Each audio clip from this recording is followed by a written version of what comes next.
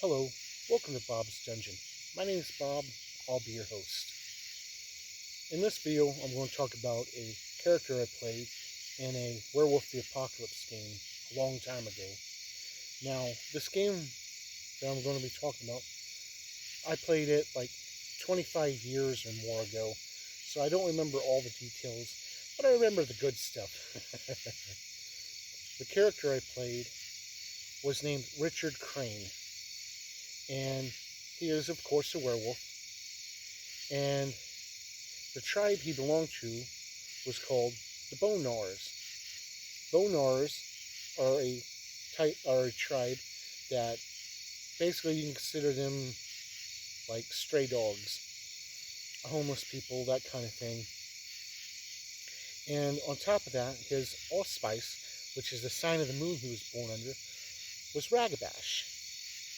The Ragabash are considered the questioners of the ways, the tricksters, if you will. So he was a strange person. The breed that he was, and that's the lineage of werewolf, he was Metis. What that means is both of his parents were werewolves. This is bad as far as werewolf law is concerned, because werewolves shall not mate with other werewolves. And basically, when that happens, the character will have, the offspring will have like a deformity or something. Some of them consider them worm-tainted, and it's a bad scene all around. So, the thing my character had, I believe he had a cleft palate or something. It's been a while. But anyway, my character was kind of weird, kind of messed up. The game that we were playing, it took place in New York City. And they got us together and they put us, all us players, into a pack. And they put us under the tutelage of some elder werewolves. And one of the elder werewolves, that was our teachers, owned a bar. And so we made our Saren in that bar. Now above the bar were some apartments. So each of us player characters got to have an apartment above the bar. So that was pretty nifty. But to earn our keep, because we were basically staying there for free, we had to work in the bar and do odd jobs and so forth. And for whatever reason, they put my character washing dishes with this Shadow Lord. Shadow Lord is another tribal werewolf. And I wasn't happy about this. My character wasn't. So as we're washing dishes, all of a sudden I stop and I start breaking plates because I had a plan to get out of it. The Shadow Lord starts freaking out and is like, "Why are you doing that? They're going to be mad." And I said, "Wait, listen." And I said, "We're werewolves, right?" And he's like, "Yeah." And I said, "Well, our job is to protect Mother Earth, to save Gaia, right?" And he's like, "Yeah." And I said, "The Earth is made of dirt, right?" And he's like, "Well, yeah." And I said, "So Gaia is dirt, in a way." And he's like, "Okay." And I said, "So, by washing these plates, we are removing Gaia from these plates, and thereby worm-tainting them." So I got to make a subterfuge roll, and he makes his counter roll, and his character wasn't very intelligent. And so I beat him, and he's just now freaking out because we're worm-tainting the dishes.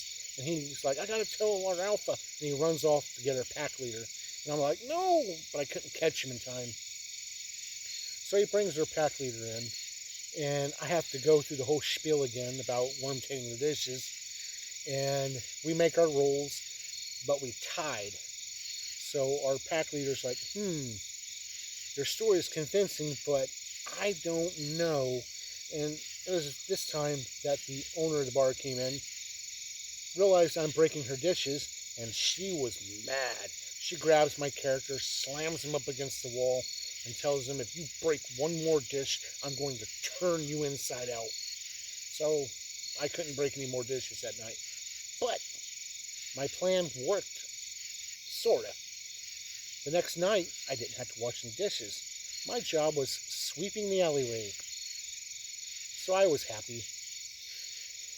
Anyway, in our rooms above the bar, my character felt very out of place because he's not used to sleeping indoors. My character usually slept in alleyways and so forth. So to make myself feel at home, I went down and I started bringing trash bags and garbage up to my room to kind of make it feel more like an alleyway.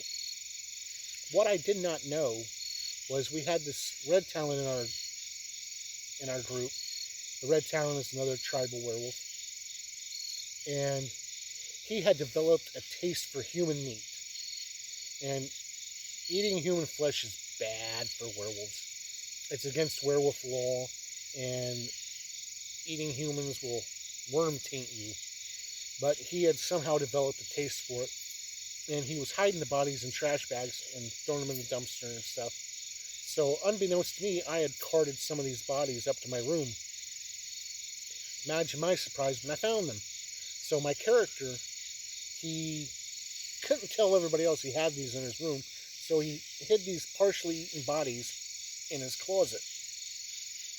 And eventually, the other characters started noticing the smell coming from my character's room. So they eventually forced their way into my character's room and saw all this garbage everywhere, and they weren't happy about that. But the strongest odor was coming from my character's closet. And so they went to look, and I was like, don't go in there. Don't go in there. There's nothing in there. And they didn't listen to me, of course, and they opened up the closet door and find these half-eaten human bodies.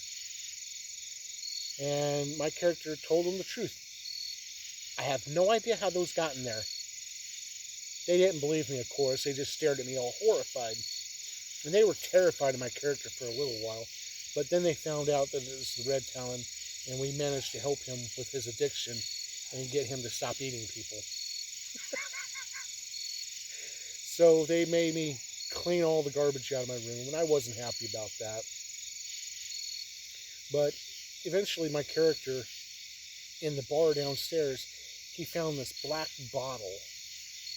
And inside this black bottle was a substance known as Wendigo Firewater, which is a type of alcohol in the game that just a mere sip could make you so drunk you'll pass out.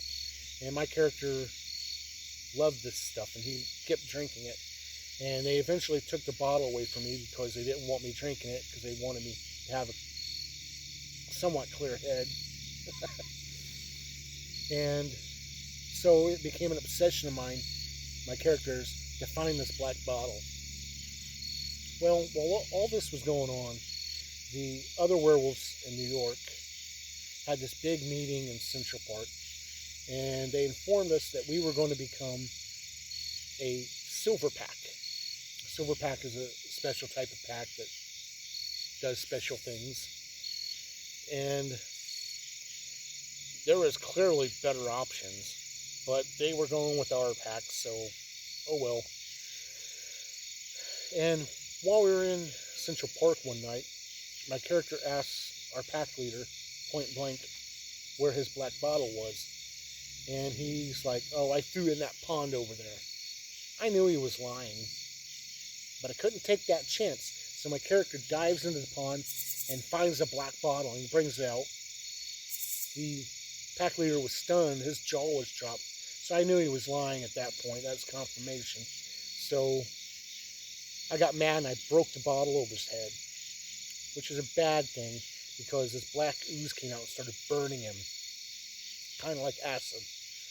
But then the black ooze turned into this giant demonic monster thing and started wailing on the other characters. And my character hung back for a while, and they were getting mad at me for not doing anything. So I run up, and I pointed at the monster, and I said, lady, I'm afraid I'm going to have to ask you to leave my Siren.